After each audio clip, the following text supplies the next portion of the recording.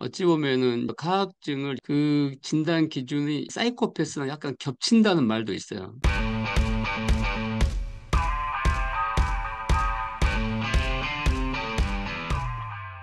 제가 섹스 앤더 시티라는 미국 드라마를 봤었던 기억이 나는데 거기에서 한 남성이 성관계 중에 욕을 뱉어버린 거예요. 여자 쪽에서 당황해서 이렇게 쳐다봤는데 남자도 내가 왜 이러지? 이런 장면이 있었거든요. 사디즘이라는 과학적인 성적 취향이 인간에게는 정도의 차이지만 있다고 봐야 됩니다. 그렇기 때문에 그런 성적 욕구를 만족시키기 위해서 상업적인 사이트들이 활성화돼 있죠. 흔히 하는 BDSM, 채찍, 수갑, 안 돼. 그렇죠. 네, 구매자들이 있는 것이고 그런 성향을 가진 인간이 있다는 것이죠.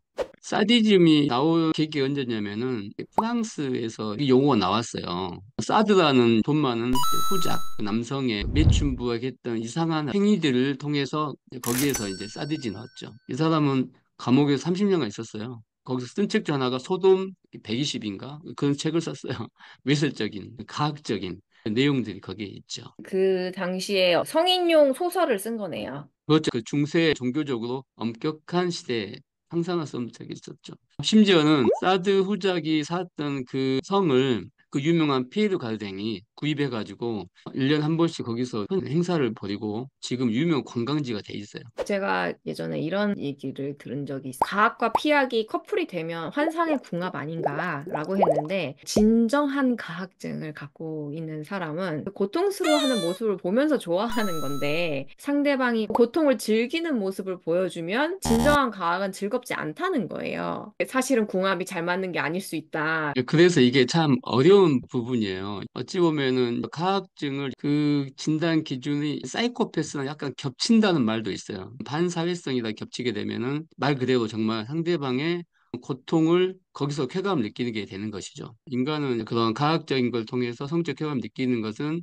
뭘 할 수 없는데 차이점 뭐냐면은 결과적으로 그것이 누군가에게 동의 없이 가장 중요한 거죠. 가장 중요한 겁니다. DSM 진단 기준 중에서도 이 부분을 꼭 강조하는데 상대방이 동의하지 않음에 불구하고 자기의 강력한 충동을 못 이기고 그런 성적 행위를 한다면은 이것은 문제가 있다고 볼 수 있는데 이것은 둘 사이의 관계에서도 부정적이고 결과적으로 굉장히 위험한 상황에 처할 수 있습니다. 범죄 행위로까지도 연결될 수가 있습니다. 그렇지 않다면 이것은 성적 다양성 측면에서 존중해 줘야 할 부분이죠. 좀 색깔이 다르긴 한데 도미넌트, 서브미스가 있어요. 이 도미넌트는 이제 과학적인 것이죠. 그 사람은 본인들이 굴욕적인 행동을 요청했을 때 상대방이 정말 즐거운 마음을 하는 것을 원해요. 서비를 아, 하는 거거든요. 나는 피하기 싫어. 싫은데 상대방이 떠날까 봐 억지로 행동하는 것이면은 좋아하지 않아요. 도미넌트는 진짜 상대방이 고통을 즐기는 반사회적인 사이코패스적인 사디스트들은 아마 거기서 쾌감 느끼겠지만은 거기까지 가버리면은 위험한 상황이 펼쳐질 수 있겠죠. 달 같은 그런 사이트에 들어가 봐도 거기 꼭 나와 있는 멘트가 뭐냐면은 안전이 안전. 안전을 굉장히 중요시합니다. 어떤 사이트요? 그래서 달이라는 과학적, 피학적 그런 성적 취향을 가진 사람들끼리 커뮤니티가 있겠죠. 예, 거기 가면은 첫 문구가 그래요. 안전. 그게 굉장히 강조가 됩니다. 첫 번째로 중요한 게 상대방에게 동의를 얻느냐, 얻지 못하느냐가 굉장히 중요합니다. 내가 아무리 원할지라도 상대방이 싫어한다면, 동의하지 않는다면, 일단 음. 멈추는 게 기본 예의죠. 상대방의 동의를 얻지 못하고 하는 가학적인 성적 행동은 관계가 깨질 수도 있는 것이고, 크게는 상대방에게 신체적으로 위험이 될 수도 있고, 죽을 수도 있죠. 둘이서 동의가 이루어진다면, 성의 다양한 측면들을 즐길 수 있는 굉장히 좋은 의미라고 저는 또 봅니다. 성도 즐거움을 위한 놀이인데, 똑같은 놀이만 계속 해요. 그러면 지루할 수밖에 없어요. 똑같은 반찬만 매일같이 먹는 생각해 보세요.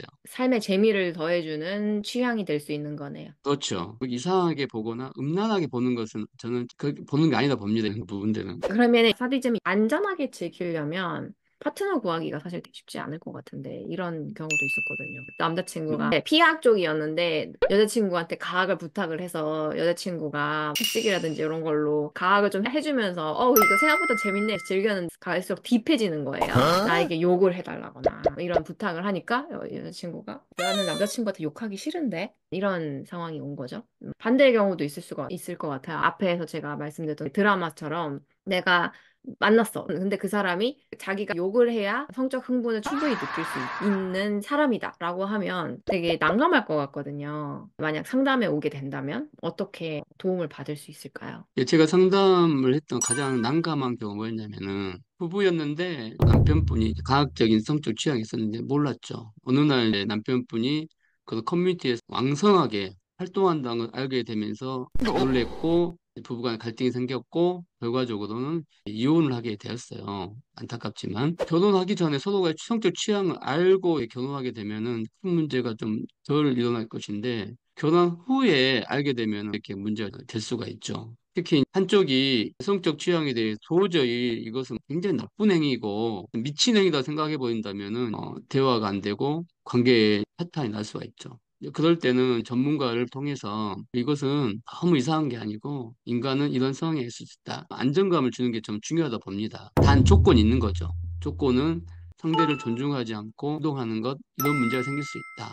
그리고 부부기 때문에 서비스 차원에서 상대의 취향을 맞춰주는 것이 필요하다고 이야기를 하죠. 제가 이 이상성욕 시리즈를 하면서 성도착증에 대해서 가장 포인트로 봤던 것이 흔하지 않은 부분에서 만족감을 얻으시다 보니까 평범한 성관계로는 공허하고 해방감을 느끼고 싶은데 해방을 못 시키고 그런 불만족함이 계속 쌓일 수도 있을 것 같거든요. 이럴 때는 어떻게 하면 좋을까요? 희한하게도 인간은 꼭 자기가 하고 싶은 욕구를 해야지만 다 만족되는 것이 아니고 방법은 다양하게 채울 수가 있어요. 호르몬이나 뇌의 문제가 아닌 이상 이것은 심리적인 뿌리가 있다고 봅니다. 왜 그런 것을 이렇게 원하는 걸까? 그 행동들이 사실은 자연스럽진 않거든요. 일반적이진 않잖아요. 그런 모습들은 나의 마음이 무의식 이야기를 하고 있는 거죠. 성적인 욕구로 그게 표시됐을 뿐이지 너의 어떤 점들을 좀 이렇게 살펴봐라는 하나의 메시지로도 볼 수 있습니다. 이런 취향이 나한테 하고자 하는 말이 있는 거고, 무의식에서 나한테 뭔가를 어필하려는 걸 수도 있는 거군요. 그렇죠. 분명히 뭐가 있죠. 그래서 찾는 것이 중요하죠. 찾지 못하면 핵심이 아닌 것에 계속 매달리게 되는 것이죠.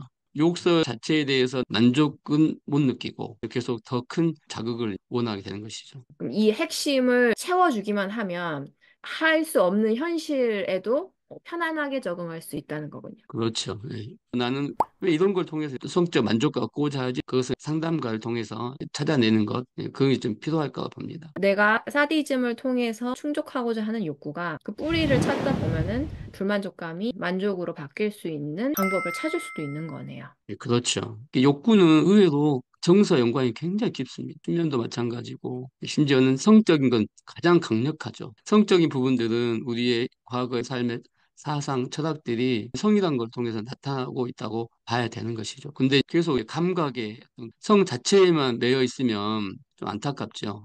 성이라는 감각의 즐거움을 누리는 것도 매우 중요하지만 거기에는 가끔은 부자연스럽고 뭔가 상대방에게 불편감을 주고 한다면 나의 과거 히스토리를 살펴보라는 무의식의 소리가 될 수도 있죠.